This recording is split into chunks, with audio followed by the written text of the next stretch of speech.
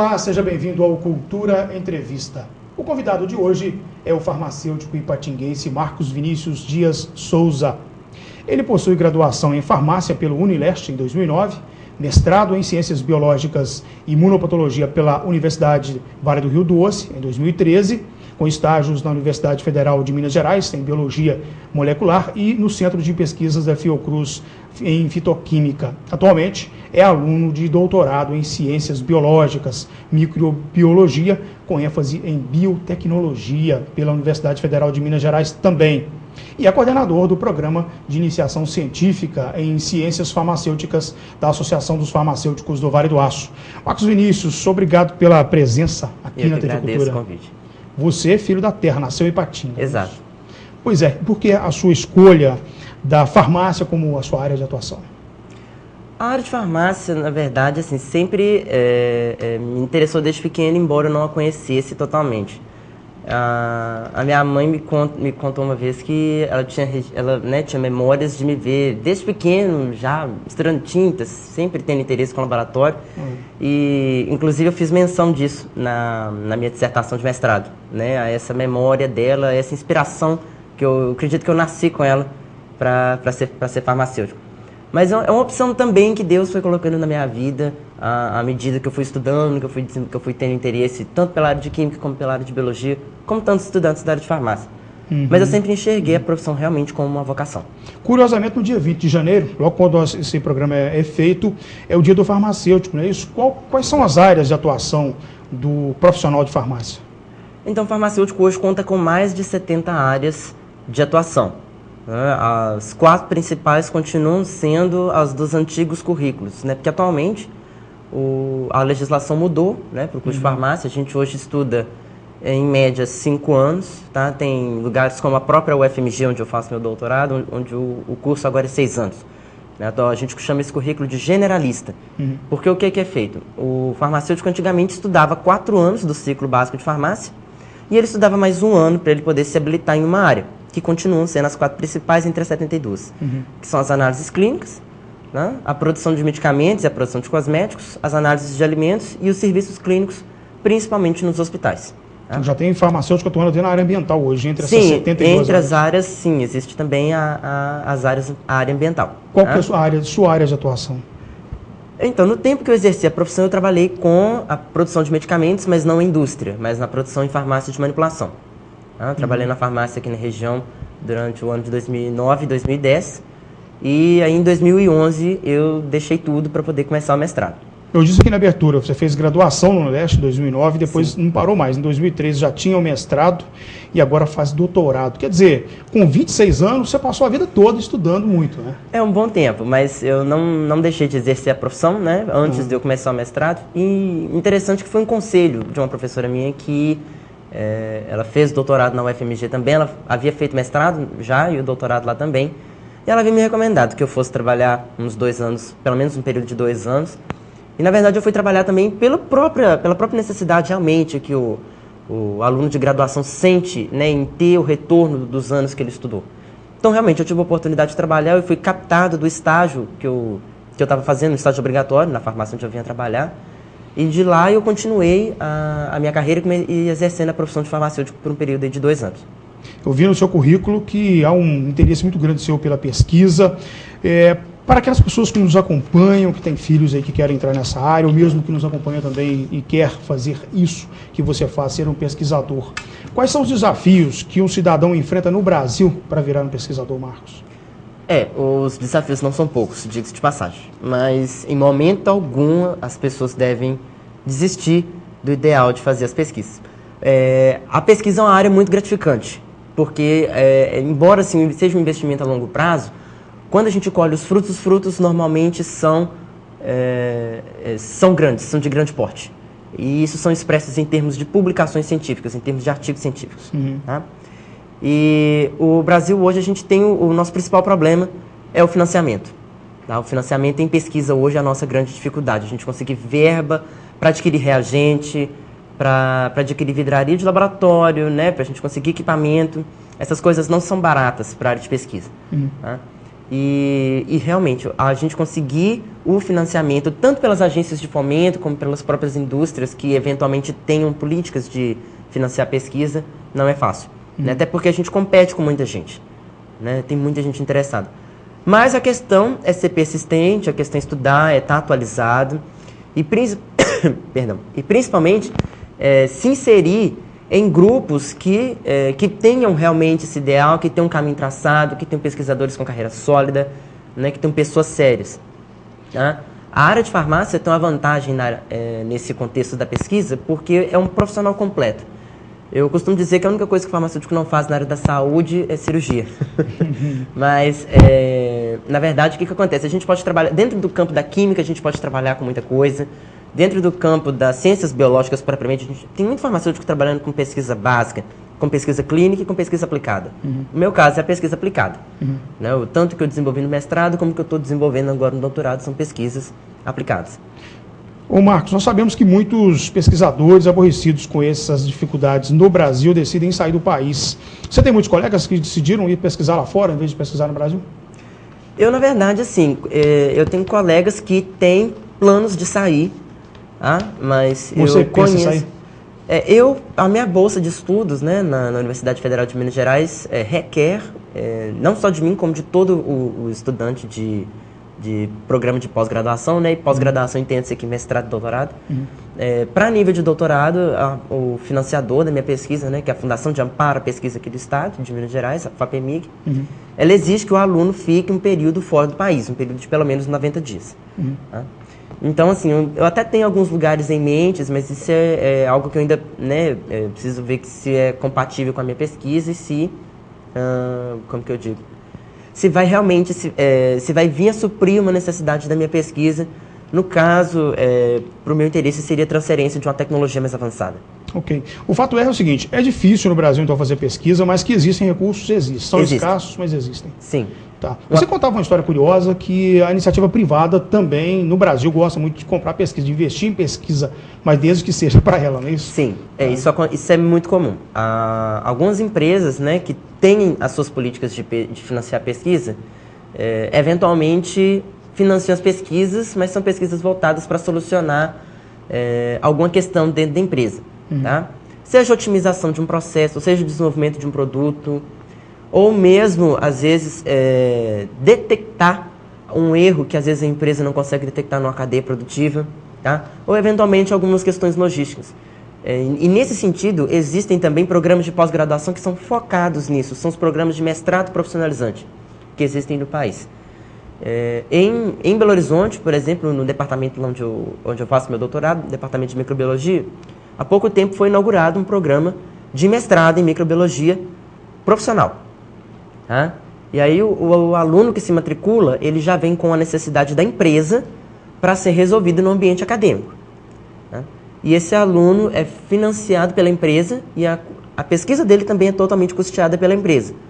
Mas aí já não é algo que está no meio acadêmico.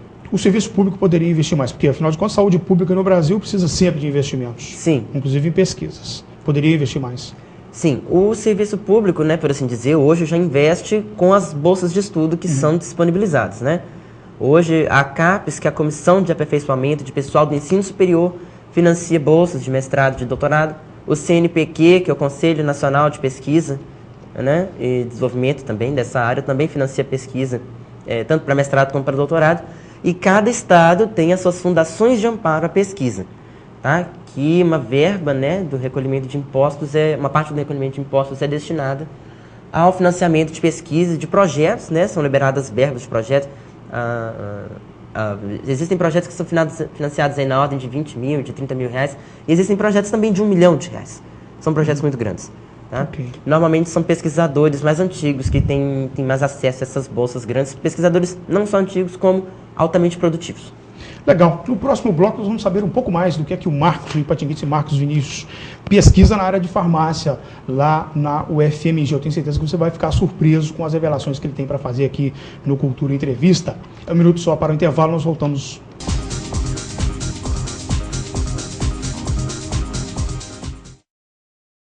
A quase 2 décadas procurando promover soluções estratégicas no segmento de higiene e limpeza no Vale do Aço, a Cleanup busca cada vez mais a proximidade com seus clientes através da busca de ferramentas facilitadoras do processo de limpeza. Dispondo de um amplo mix de produtos, equipamentos e acessórios para limpeza, valorizamos e respeitamos sempre o bem-estar do usuário. Trabalhamos com produtos químicos devidamente registrados na Agência Nacional de Vigilância Sanitária Anvisa. Atuamos também na linha de descartáveis e de produtos para atender os segmentos alimentício, médico, odontológico e industrial. Tudo com qualidade e pontualidade na entrega por meio de frota própria. Cleanup, negócios verdadeiramente limpos. Avenida Guido Marrieri, número 190, Loja B, bairro Iguaçu. Telefone 3822-4547. Restaurante Panela de Pedra, aberto todos os dias. Ambiente climatizado, cardápio mais completo da região, com churrasco todos os dias. O melhor da comida mineira está no Restaurante Panela de Pedra, que oferece também espaço para festas e confraternizações em geral. Rua Pedras Bonitas, 405 Iguaçu, 3821-5795.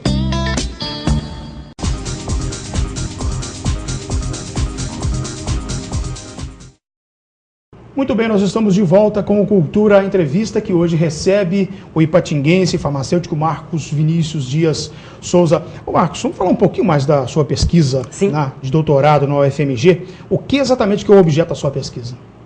Então, a minha pesquisa é extremamente voltada para a área de biotecnologia. Tá? Eu trabalho desenvolvendo uma vesícula, tá? Que é chamada de lipossomo. E o lipossomo é o seguinte, ele é circular, tá? Ele é oval, e ele é desenvolvido do mesmo tipo de lipídio, né? De gordura, por assim dizer, que forma a membrana das nossas células. Tá? E aí o que acontece? Isso torna essa vesícula, dá a ela, aliás, um conceito que a gente chama de biocompatibilidade. Quer dizer que quando ela se ela fosse, por exemplo, aplicada sobre a pele, ela não teria grandes riscos de oferecer o que a gente chama de toxicidade, né? Efeitos tóxicos para o indivíduo que vier a usar. Mas o lipossomo que eu estou desenvolvendo agora, ao contrário do que eu fiz no mestrado, que tinha o objetivo de ser aplicado, né, de ser utilizado clinicamente, né, de ser utilizado, por exemplo, na pele, o lipossomo que eu estou desenvolvendo agora no doutorado tem uma finalidade mais ambiental. Tá? O que eu faço é desenvolver um produto antimicrobiano, tá, para a gente controlar o que a gente chama de biofilmes de bactérias, que no caso crescem em torres de resfriamento de água. Tá? Porque o que acontece? Existem alguns micro-organismos que estão crescendo, que podem crescer, né, de modo geral, nesses ambientes, porque justamente por resfriar a água, né, a água carrega muita matéria orgânica quando chega nessas torres, tá? Isso favorece o crescimento do micro-organismo. Então ele começa a crescer na área, é como se tivesse uma célula, e essa célula vai se multiplicando, gerando clones, realmente, dos micro-organismos. E aquilo vai formando uma espécie de tapete, e vai cobrindo. Esse tapete de micro-organismos causa vários problemas, né, na realidade, para essa infraestrutura da torre. O principal deles é a corrosão. Tá? E a corrosão dessa infraestrutura diminui a capacidade dessa torre de trabalhar adequadamente. Isso gera problemas em termos de manutenção, tá? Para a indústria que mantém essa torre de resfriamento. Sim. E o que eu estou fazendo é desenvolver esse antimicrobiano altamente biotecnológico, tá? Para a gente conseguir atingir os micro-organismos sem afetar o ambiente. Porque o que é feito hoje é utilizar um produto sintético para controlar a formação desse biofilme, esse tapete de micro-organismos nessa torre. Tá? Ele seria aplicado sem um efeito, vamos dizer assim, negativo. Sem um efeito negativo para o ambiente. Na realidade, mesmo que ele seja liberado no ambiente, por ser uma substância mais biodegradável, né, e na realidade a gente está usando, o objeto da minha pesquisa utiliza, né, um tipo de proteína e um tipo de tensoativo que é produzido pelos micro-organismos. O tensoativo é uma substância que a gente usa para diminuir a tensão superficial da água, de modo que, por exemplo, a gente consiga misturar água e óleo. Basicamente, os detergentes que a gente utiliza, né, na higienização de louças, por exemplo, basicamente desenvolvido a partir desse tipo de substância, tá? São os tensoativos. Então, o que a gente quer fazer é desenvolver um produto mais biotecnológico que não agrida o ambiente, mas que controle esse crescimento microbiano nesse tipo de ambiente. Que estágio que está essa pesquisa sua, Marcos? Então, está no início, né? Porque eu comecei o meu doutorado esse ano ainda, no segundo semestre do ano de 2013, né? E o doutorado também é um curso onde a gente faz disciplinas também, né? O mestrado e doutorado a gente tem algumas disciplinas a cursar, né? Eu ainda estou cursando algumas, mas eu já estou fazendo alguns experimentos, tá? Em laboratório. Mas a pesquisa está numa fase que o planejamento dela já foi feito e os experimentos já começaram. Provavelmente eu já devo ter bons resultados dessa pesquisa, se eu não me engano, daqui a 1 ano e meio, mais ou menos, eu já devo ter resultados mais concisos, por assim dizer. Esse doutorado seu deve durar quanto tempo? Esse prazo mesmo da pesquisa? Não, na realidade, no Brasil, o doutorado, em média, dura 4 anos. Tá? A legislação no Brasil exige que o aluno defenda com, no mínimo, 2 anos e meio. E, normalmente, o aluno defende com entre 4, no máximo 5 anos, assim, o aluno normalmente defende o doutorado dele. Marcos, fala um pouco também sobre... Você fez um trabalho, uma atenção farmacêutica em doenças imunológicas com ênfase em alergias e asma, inclusive pesquisou na região do Vale do Aço. Isso? Sim, o que você descobriu? O que foi feito? Foi feito um monitoramento há mais tempo, né? No ano de 2008 foi feito um estudo com mais ou menos 35 pacientes, né? A gente fez um monitoramento clínico deles. E esses dados foram apresentados no Congresso Internacional de Imunologia, que aconteceu nesse mesmo ano de 2008, em Ribeirão Preto. Tá? E o que nós vimos foi que a participação de antígenos ambientais, né, de substâncias, né, que existem no meio ambiente, para o desenvolvimento desses processos alérgicos nesses indivíduos que nós analisamos, o impacto é forte. Tá? Então, não só a poluição industrial, a poluição do trânsito, a poluição gerada pela construção civil, mas como também o que a gente chama de medidas de controle ambiental. A gente viu que muitos desses pacientes não tinham hábitos simples, como, por exemplo, a troca dos enxovais de cama com mais frequência. Tá? Eu me lembro que do grupo desses pacientes, nós tínhamos um paciente com um caso mais grave, e desse paciente surgiu, inclusive, um artigo científico que foi publicado no ano de 2012, tá? Esse paciente foi monitorado por um tempo maior, foi feito um monitoramento por 8 meses, e foi dada uma escala para esse paciente registrar a frequência de sinais e sintomas. Né? E ele foi avaliado também com um questionário que dava uma pontuação do nível que os sintomas estavam afetando a rotina diária dele. Tá? Então, ao longo desses 8 meses, ele teve uma evolução clínica interessante, mas havia coisas simples, como, por exemplo, a higienização de um ventilador de teto, que não era feita. E os ventiladores, de modo geral, tanto de teto como de pé, são grandes carregadores de pó.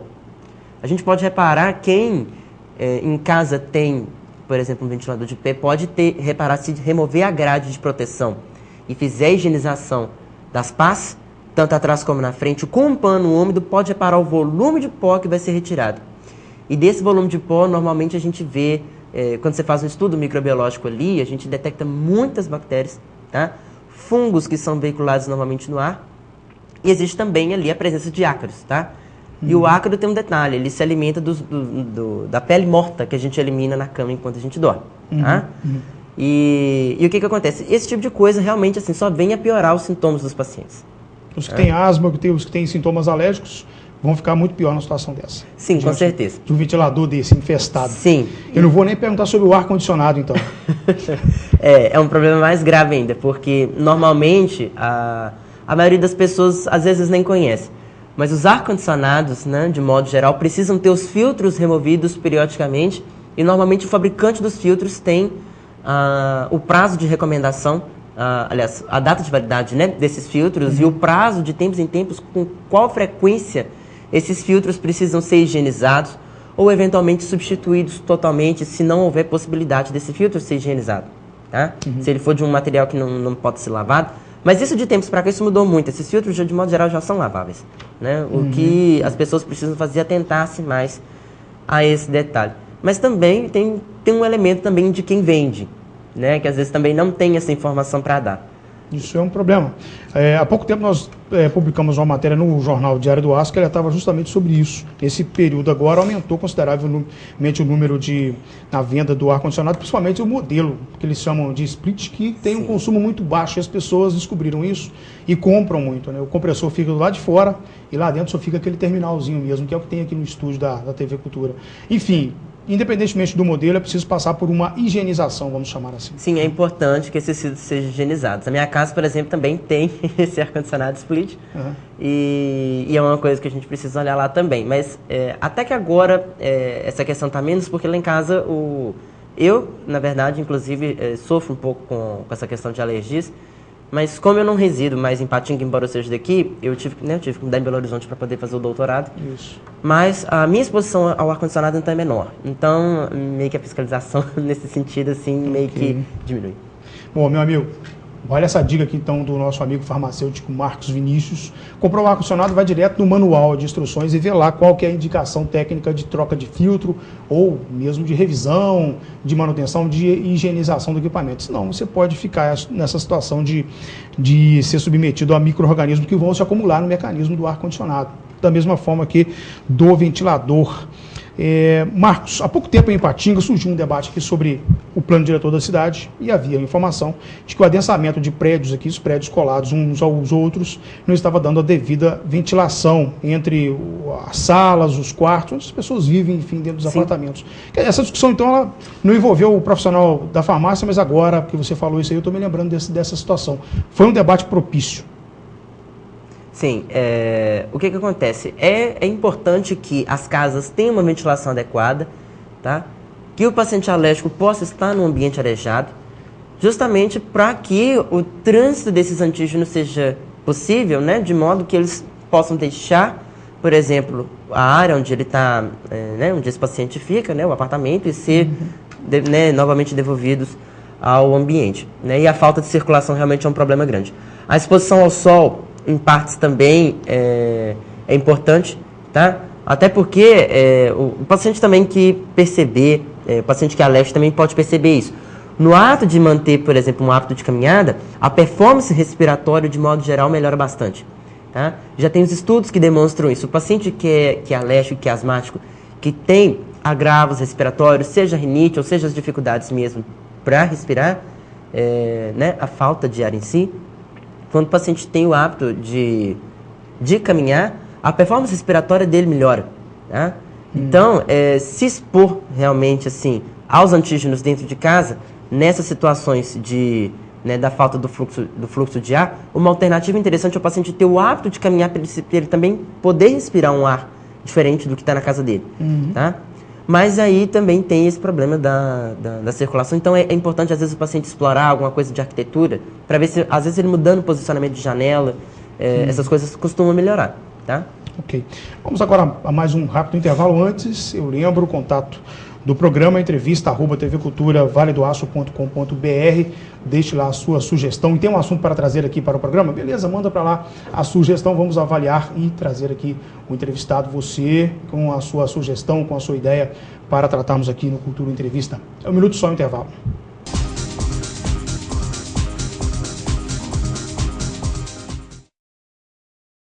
Não apague o sorriso de quem cuida da nossa cidade.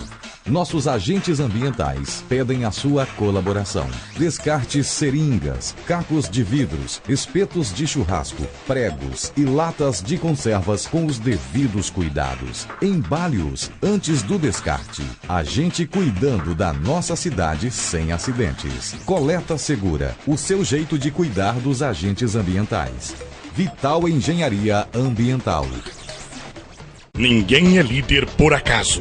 Ainda mais há 35 anos. Em todo esse tempo, o Diário do Aço se destacou com jornalismo inteligente, abrangente e detalhista para construir o diário mais lido da região, proporcionando mais conteúdo, informação e entretenimento para milhares de pessoas.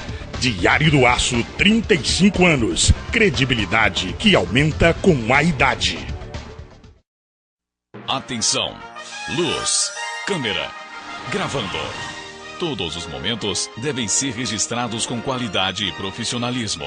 Lana Vídeo Produtora Audiovisual, especializada em vídeo empresarial, documentários, comerciais para TV e eventos sociais. A equipe Lana Vídeo lhe atende com profissionais capacitados para fazer o melhor registro do seu evento. Lana Vídeo Produtora Audiovisual. Ligue e agende uma visita. 38216992 ou acesse lanavideo.com.br.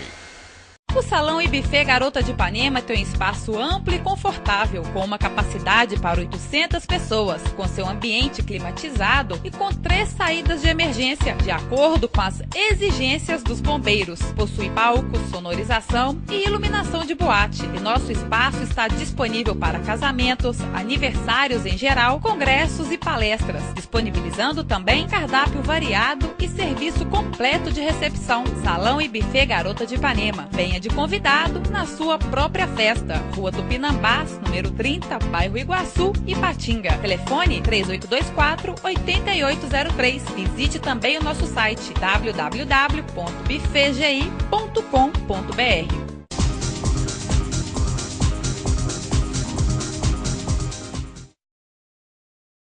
Está de volta ao Cultura Entrevista. Marcos Vinícius, um estudo recente do IBGE, no fim de 2013, na verdade, mostrou que a média de vida dos brasileiros chegou e ultrapassou a marca de 75 anos. Dá até 76 anos no estado do Espírito Santo, na Bahia. A relação que existe a farmacologia com a longevidade das pessoas? Então, na realidade, de modo geral, o uso de medicamentos veio, de fato, para proporcionar realmente qualidade de vida para a população, né? O tratamento das doenças, de modo geral, é um componente básico para a pessoa, né, se manter em condição de saúde. O conceito de saúde atualmente deixou de ser simplesmente ausência de doença. A saúde hoje é entendida como um bem-estar psicológico, social e biológico, propriamente dito, né? O uso adequado dos medicamentos proporcionou, entre outras coisas, a longevidade, né? Atribui-se principalmente ao uso adequado de antibióticos, né, ao desenvolvimento, né, de pesquisa dos antibióticos, que alavancou, depois da Segunda Guerra Mundial, a longevidade realmente das populações de modo geral. Né? Porque justamente as doenças infecto-contagiosas sempre foram um entrave muito grande na saúde pública. E aí nós citamos a pneumonia. Sim, a pneumonia, a malária, tá? De modo geral, a leishmaniose também é um problema muito sério, né? Aí, a questão da África, você começou a falar sobre a África, Marcos. Ah, sim. Na realidade, o que acontece? No continente africano, de modo geral, a distribuição de medicamentos sempre foi muito complicada, né? São países muito pobres, que não têm condição de adquirir, né? Muitos enfrentam guerrilhas. Muitos enfrentam guerrilhas, né? Guerras civis, então a distribuição de medicamentos lá é mais difícil. Mas, de modo geral, o tratamento das doenças crônicas, né? Hipertensão, as dislipidemias, né? Que são os transtornos do metabolismo das gorduras no nosso corpo, tá? O próprio tratamento do câncer, né, que ainda é uma incógnita, mas já tem algumas medidas, já existem coisas que podem ser feitas, principalmente se o diagnóstico for recente. Tá? E recentemente uma mudança na legislação da prescrição farmacêutica, né? Como é que vocês da área receberam essa mudança legal? Sim, então, foi uma vitória muito grande para o Conselho de Farmácia, tá? Para os farmacêuticos, né, de modo geral, foi uma grande vitória, porque o que acontece? Nos países de primeiro mundo, a prescrição é feita pelo farmacêutico. Tá? E o farmacêutico é o profissional que estuda, desde o início do seu curso até o final, os assuntos inerentes ao medicamento. Desde a sua produção, tá? Do estudo teórico da produção desse medicamento, tá? Até o desenvolvimento desse medicamento numa indústria, ou a produção da formulação, né? Que é a cápsula, o xarope, a suspensão, por exemplo, numa farmácia de manipulação. E também o modo como esse medicamento trabalha em cima da doença. Tá? Então, de todos os pontos de vista dentro da técnica, o farmacêutico é realmente o profissional do medicamento. Então, o que a legislação da prescrição farmacêutica coloca em termos gerais? Né? Existem os medicamentos hoje que continuam dentro da legislação já prevista, né, da prescrição médica, né? Onde o médico tem que gerar um receituário e descrever ali o nome do medicamento, a posologia, né, que é o modo de uso, tá? E manda isso para o paciente vai ao estabelecimento farmacêutico para aquisição. Esses medicamentos que dependem de receituário médico continuam dependendo de receituário médico. São os medicamentos que têm uma tarja vermelha escrito venda exclusiva sob prescrição médica. E inclusive os que são tarja vermelha que vem escrito venda exclusiva sob prescrição médica e com a menção da necessidade de retenção de receita, tá? Que são medicamentos, por exemplo, como alguns anorexígenos, tá? Que são os antidepressivos tricíclicos, por exemplo. Tá? É uma classe química disso. E os medicamentos de tarja preta continuam sendo exclusivos de prescrição médica, tá? Os dentistas também têm oportunidades de prescrição dentro disso, tá? E existe a prescrição de enfermagem também. Onde entra a prescrição farmacêutica? A legislação define que há alguns medicamentos que são isentos de prescrição, tá? Por médico. E aí é nesse ponto que o farmacêutico vai atuar.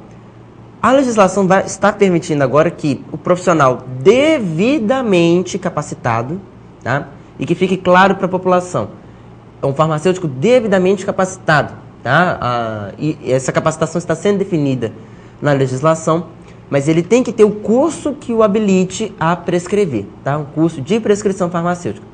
Já existem programas de especialização, tá? Que estão sendo criados para atender essa demanda legal, tá? Existe esse curso, inclusive, disponibilizado à distância no estado de São Paulo, tá?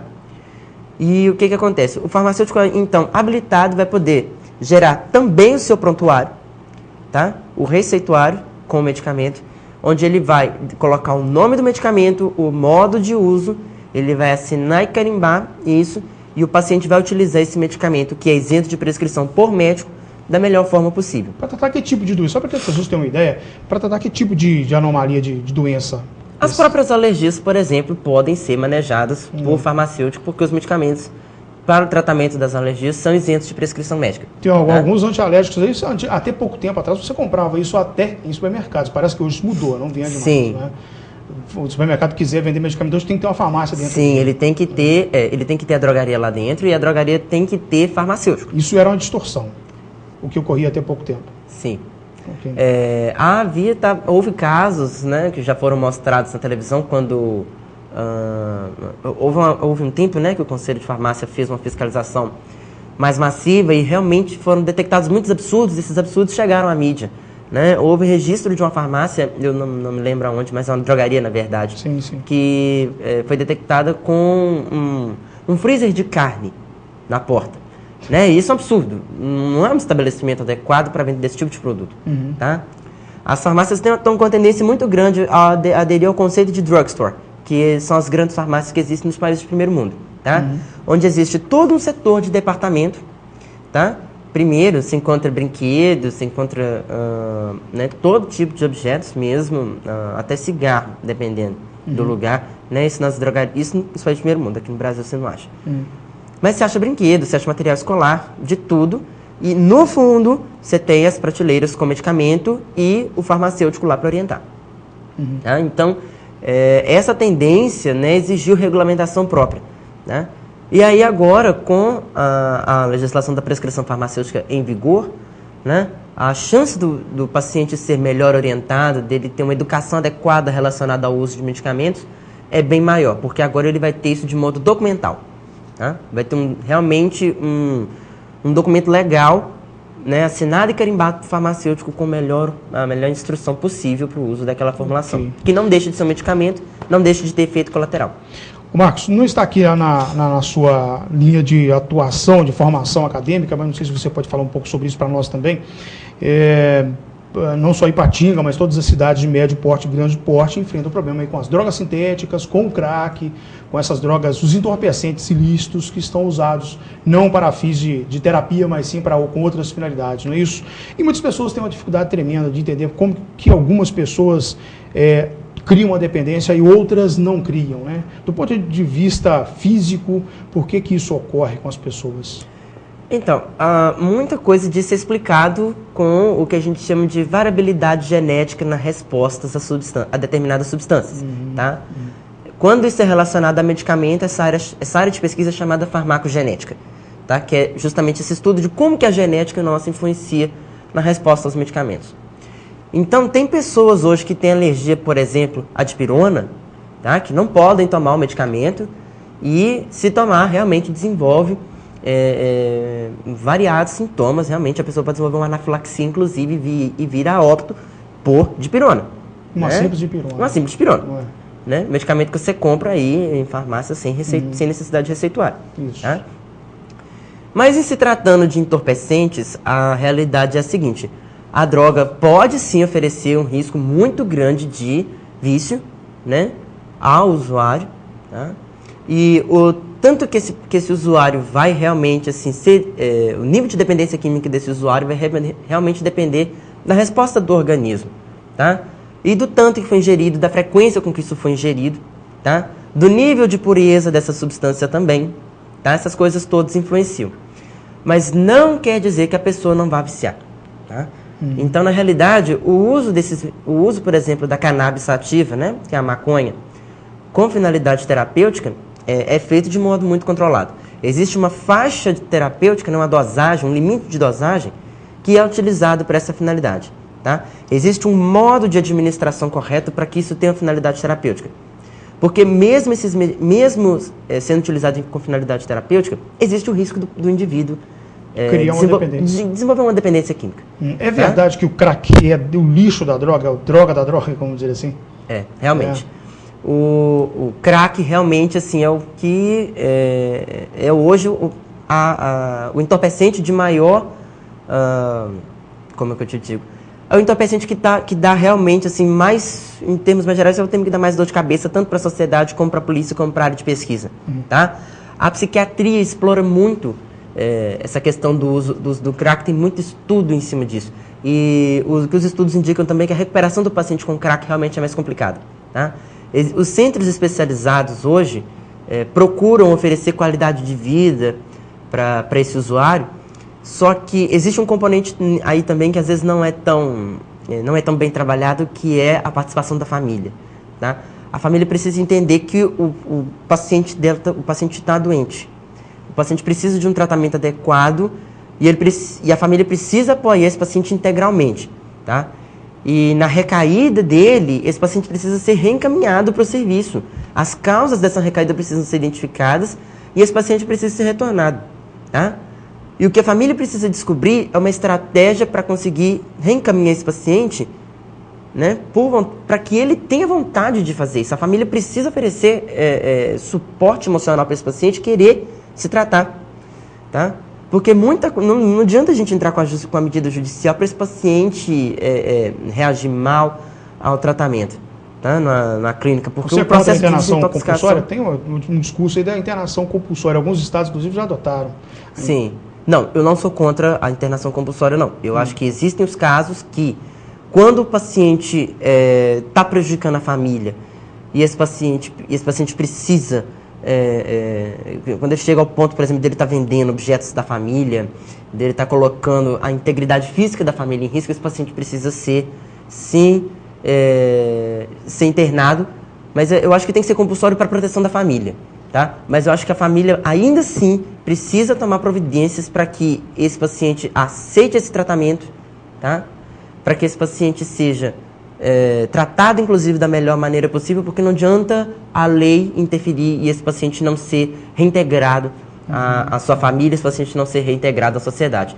Eu acho que para a proteção da família, num caso extremo, essas medidas compulsórias precisam ser aplicadas sim, mas elas precisam ser aplicadas no devido formato da lei, e o paciente tem que ter a sua segurança e a sua integridade física também preservada.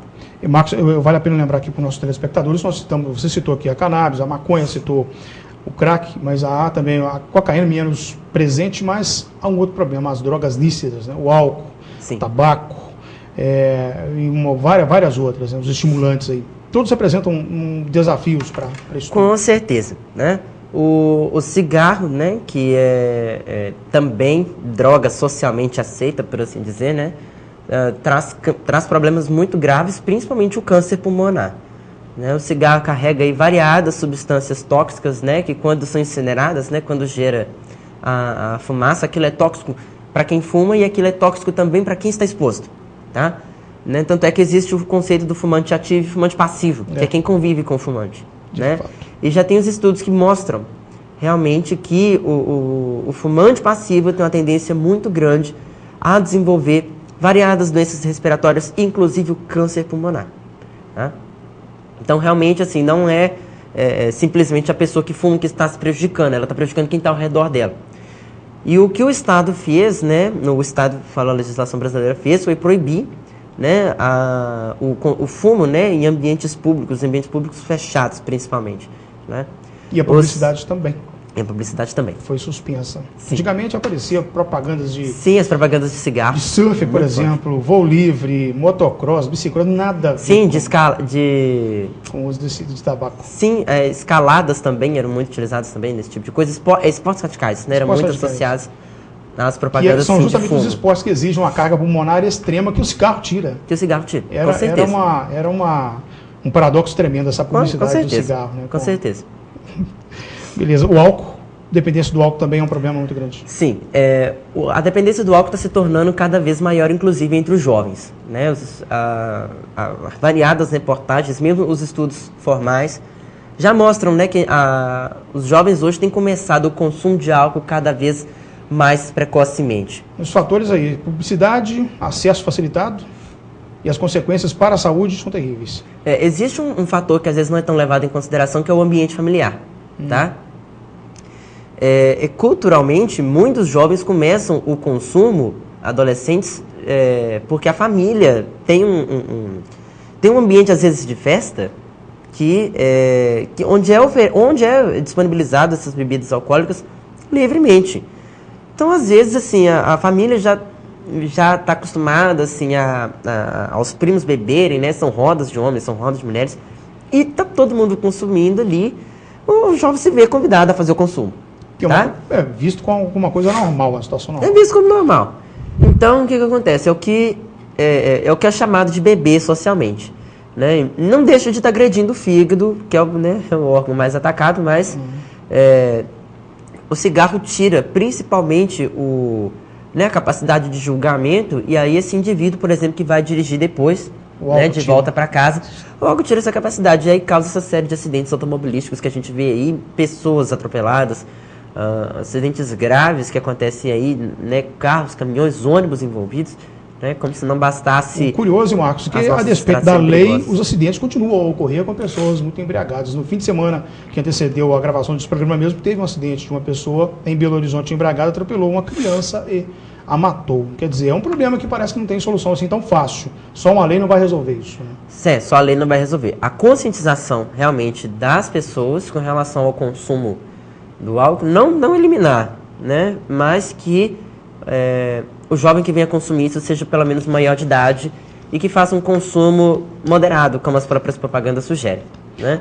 Marcos, muito obrigado mais uma vez pela sua presença aqui no Cultura Entrevista. Eu que agradeço o convite. Eu espero que você volte aqui em breve e que você volte já doutor em farmácia. Se Deus quiser. Tem muitas pessoas que têm o título de doutor, mas no Brasil é costume chamar determinados profissionais de doutor, quando na verdade um título de doutorado custa muito caro. Eu sou bacharel em comunicação social e jornalismo e estudei a possibilidade de ser mestre, de ser doutor. Eu desisti no meio do caminho porque é muito caro.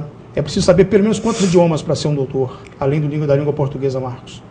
Hoje é básico para os programas de pós-graduação, de modo geral, o conhecimento de inglês, tá? Porque o que acontece? Existe uma questão que, inclusive, é muito discutida no âmbito científico, que é a publicação do Brasil ser divulgada lá fora, mas está sendo divulgada em inglês, né?